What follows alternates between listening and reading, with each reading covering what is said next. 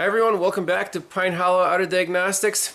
Today we have a 2015 Toyota Camry in the shop. It's a 4-cylinder, and the owner complaint is the check engine light came on, and when he's driving he said the shifting is a little rough. So the code that is being stored is a P2714, pressure control solenoid D performance or stuck off. Very interesting. So let's look up the information in this code and then do the proper checks on this solenoid that's internal to the transmission. So here we have the service information pulled up for this code, and here's the system description. Linear solenoid valve SLT controls the transmission line pressure for smooth transmission operation based on signals from the throttle position sensor and vehicle speed sensor. ECM adjusts the current to the SLT solenoid valve to control hydraulic line pressure coming from the primary regulator valve. Appropriate line pressure assures smooth shifting and varying engine outputs. Okay, so detection condition. ECM detects a malfunction in the shift solenoid valve according to the difference in the speed between the turbine and the output shaft, and also by the transmission fluid pressure. So those two things are monitored. It says trouble area, shift solenoid valve SLT remains open mechanically, or 1, 2, 3, or 4 remains open or closed. Valve bodies blocked, automatic transaxle, clutch, breaker, gear, etc. So hopefully it won't be, it won't need a whole new transmission. Hopefully it's just a problem in the solenoid itself. Now, there's the monitor strategy. And the monitor will run when none of these codes are set. So we just have the one code. Malfunction threshold, turbine speed minus output speed times gear ratio at output speed 1000 RPM is 75 RPM or more. So basically transmission is slipping more than it should. Inspection procedure. So we have the code, and A, because we only have this code, is inspect shift solenoid valve SLT. So we come down here to the procedure for inspecting the shift solenoid valve. It says remove the valve, but we don't have to do that because we can do the checks at the harness external to the transmission. And they give an ohm reading right here. It should be about 5 ohms resistance. And then there's actually a bypass test. It says connect a battery positive lead with a 21 watt bulb to terminal 2 and a negative lead to terminal 1 of the solenoid, and check that the valve moves and makes an operating sound. So we can do that manual check and listen for the solenoid to click. So pretty straightforward check. Let's pull up a wiring diagram and see how to connect to this solenoid. So I printed up a wiring diagram of the transmission controls. Here's the ECM, here is the actual transmission.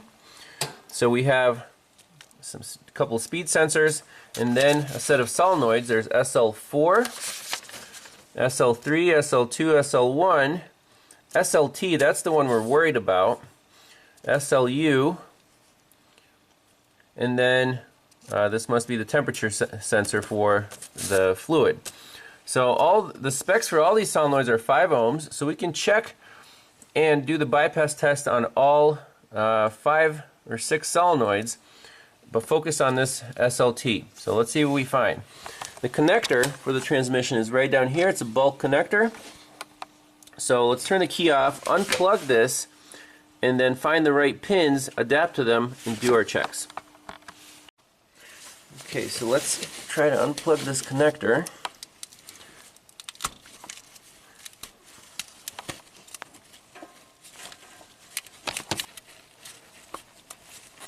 There we go. Take a look at the pins. Everything looks clean. Very small pins in there. Let's see if we can adapt our ohm meter to this thing and check some resistances and do a bypass test. Okay, with the proper adapters, we are on SLT pins 15 and 7, which is the positive and the negative side for this solenoid. Resistance 6.4 ohms, That's close enough to spec because we still have some resistance in the leads and the connectors. So now let's do a bypass check with a test light and see if that solenoid actually clicks. Okay, so the current is going to go from the positive lead through the 21 watt bulb, just one bulb, on the brake filament, the brighter one. Then it travels through the positive lead here, the yellow, to the solenoid, to the SLT, and then back on the black lead. And if we touch this to battery negative, we should hear a distinct click. Let's try it.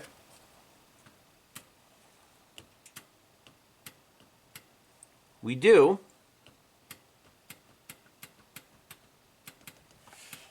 You see the test light lights up, not full brightness.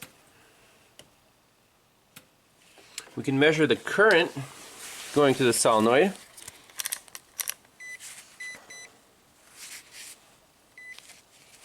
We'll just put it on right here. Turn it on. 1.2 amps.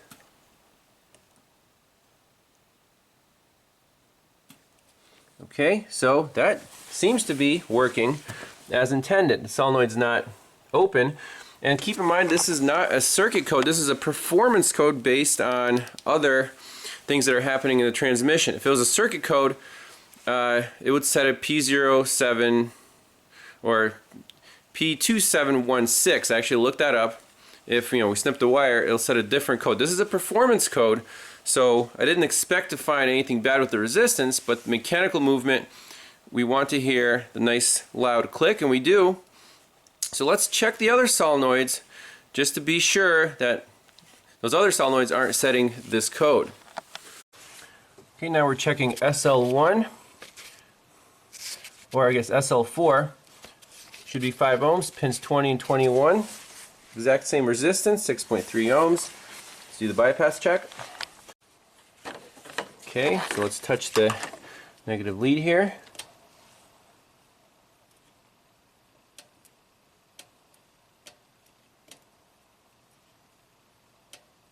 Hear a click, lights up the same.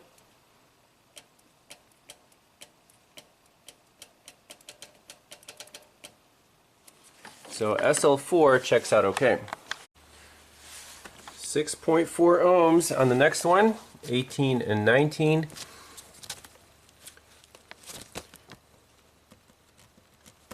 Again, bypass check. Okay, here we go. Lights up the same.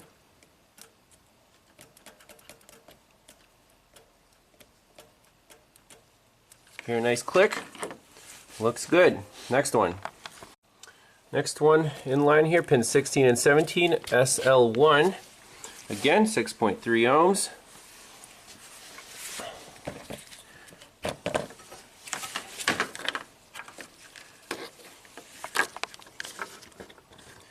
Connect that lead there.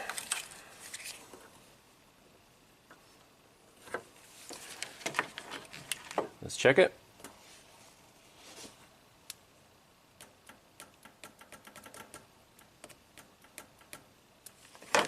Looks good.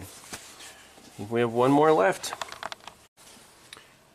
We have 6.3 ohms on SL2, pins 8 and 9.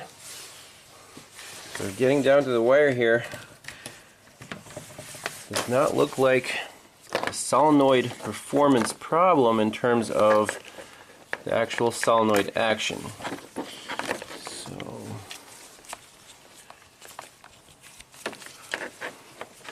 Let's see. Yes, nice click, same brightness. So 6.3 ohms. Clicks. Okay. So let's check the last one, SLU, pins 5 and 14. Same spec.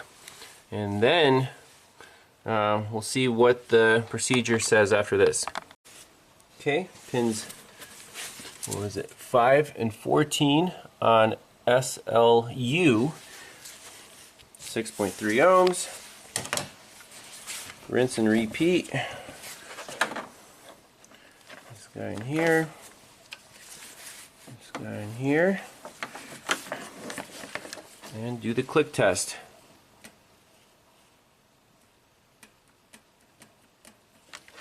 Everything checks out. All the solenoids are electrically and mechanically functional.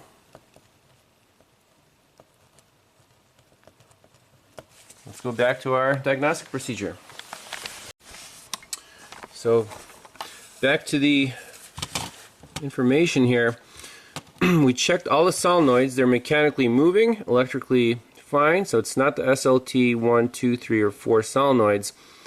Other options are valve body is blocked or automatic transaxle, clutch, brake, or gear.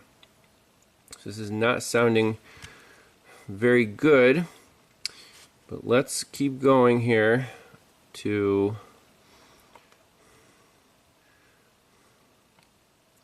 our check. So we checked this, that's good. Okay, proceed to A. Inspect transmission valve body assembly. Are there any foreign objects on each valve and they operate smoothly? Proceed to A or B. Replace automatic transaxle assembly. Uh-oh.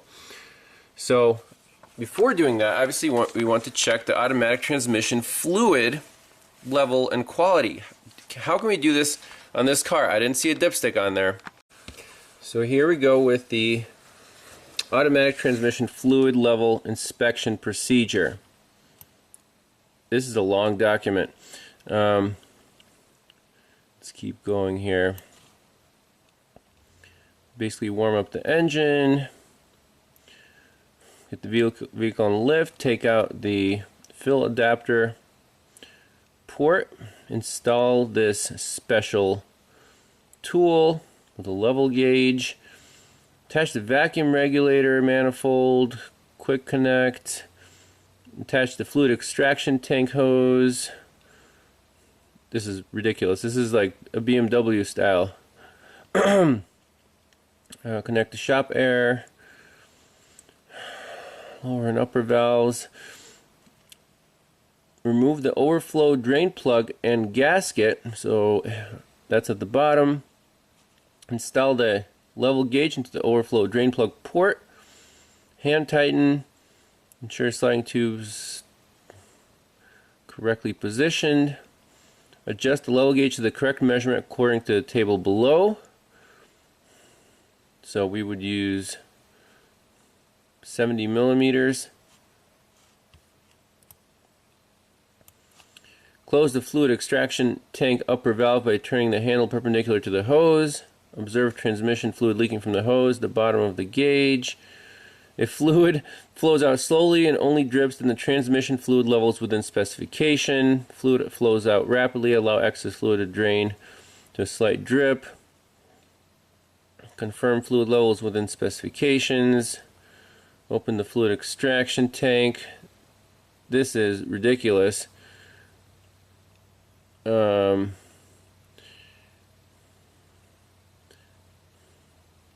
my gosh. Confirm fluid levels within specification. If transmission fluid flows out rapidly, allow excess fluid to drain to a slight drip. If no transmission fluid flows out, continue adding fluid using the transmission fill system until fluid begins to drip. So actually that's not terrible. We can just fill it till it starts dripping out if we need to change this fluid. So there you have it. So I feel like ranting, why didn't they just keep a regular dipstick like they did on the old Toyotas? Those are super simple. Drain, refill, never had problems with that. Now you need all these special tools. So they're trying to get people to go to the dealer and not do your transmission fluid changes yourself. So let's at least inspect the color of the fluid. Maybe disconnect a hose at the transmission cooler. and see what if it looks really black or dark. But this is not looking promising. Electrically, everything's fine. Solenoids click. This is going to be either a new transmission or, best case scenario, we can try fresh fluid if we can figure out how to do this thing, the drain and fill without using special tools. Okay, so let's pop off this fluid hose from the cooler. I just want to see what the fluid looks like in terms of, is it really dark?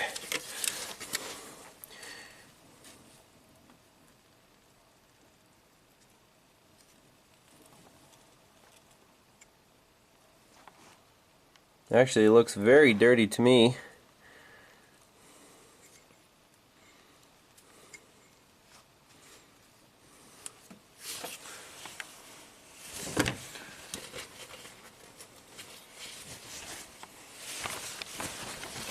Let me get it on a paper towel here.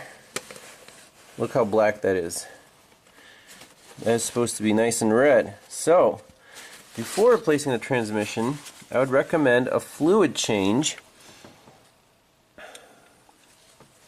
And what's the easiest way to do that? Well, I guess we have to get to the fill plug, which is on the side, and either pump it out using the pump itself,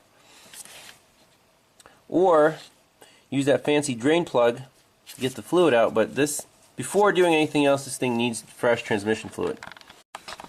So we are going to drain and refill this transmission with some Valvoline Max Life synthetic fluid.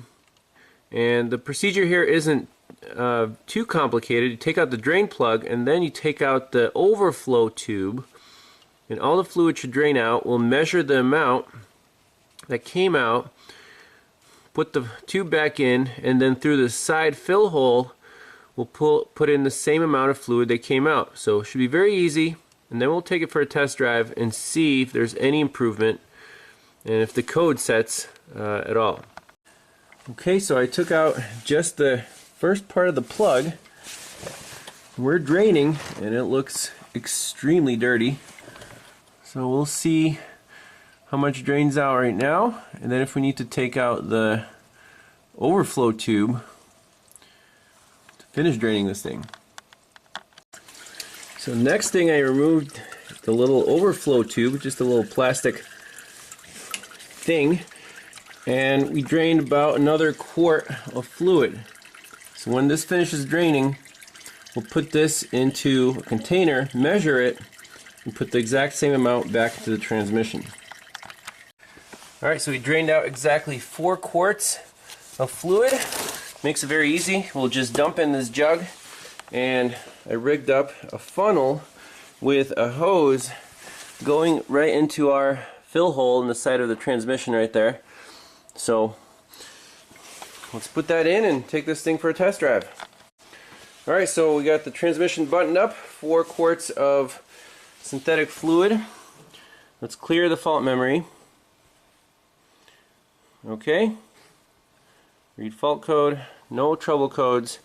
Let's take it for a test drive and see how it shifts. Okay, here we go, 0 to 60.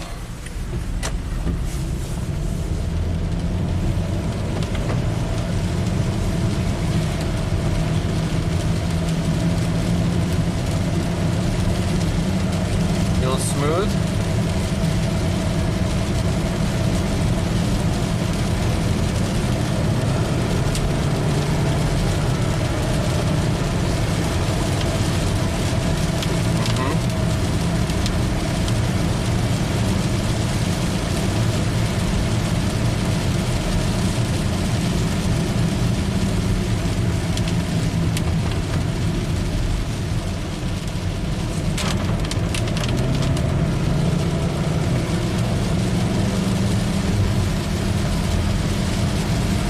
Yeah, it feels like it shifts just fine. So we'll drive it for a few more miles, come back to the shop, scan it for codes. If there's no codes, the owner will take it and drive it and let me know if the light stays off. So hopefully the fresh transmission fluid definitely can't hurt, it can only help. So, after a 10-mile test drive, the P2714 is pending. which is, well, not great, but the car drives perfectly smooth, doesn't slip, shifts, you know, it feels like it shifts very nicely. So what is, you know, we don't have many other things to try here. If you look at the data stream, I picked the shift solenoids here.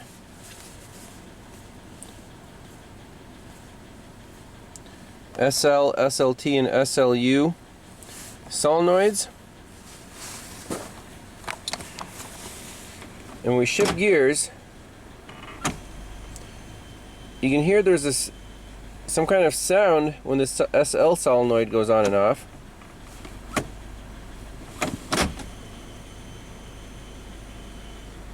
Let's hear it. Is that normal? Not sure. But regardless, I would say at this point, just take it and drive it and see if the light eventually turns off on its own, if the new transmission fluid helps. But if not, still keep driving it until something bad happens in the transmission. There's not much else we can do in terms of repairs until, you know, the car actually needs to be repaired. But right now it drives fine, so we're going to leave it at that. Thanks a lot for watching, and we'll see you next time. Bye-bye.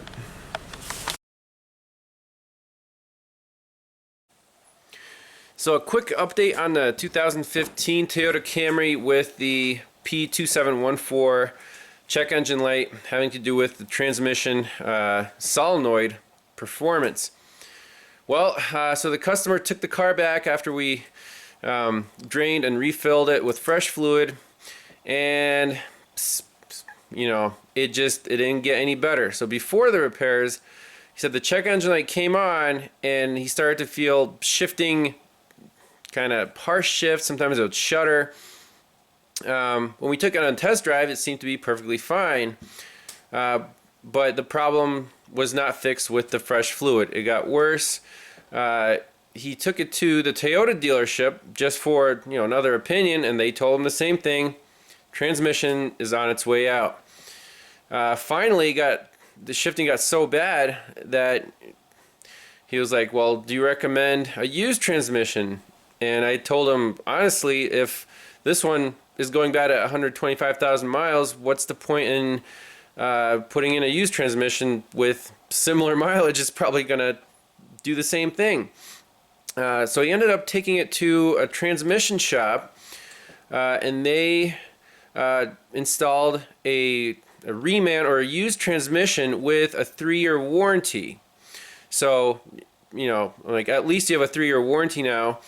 And he said it cost about $3,000, which is yikes. You know, you have to pay that out of pocket. It's not under warranty anymore. So end of the day, it's kind of disappointing. I feel bad for the customer. I mean, he bought a Toyota Camry to have a very reliable, maintenance-free car, but that's not the case with apparently with these new ones. That they're just not built as bulletproof as the ones from, you know, the 90s and the 2000s. We see proof of that.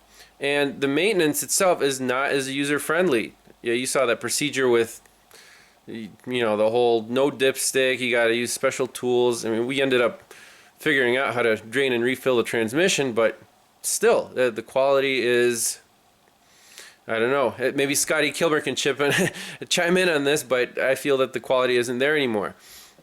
The same goes for other manufacturers. But in this case, 125,000 miles on a Toyota with a transmission failing, that's kind of embarrassing. I mean, even a Nissan CVT can last longer than that, right?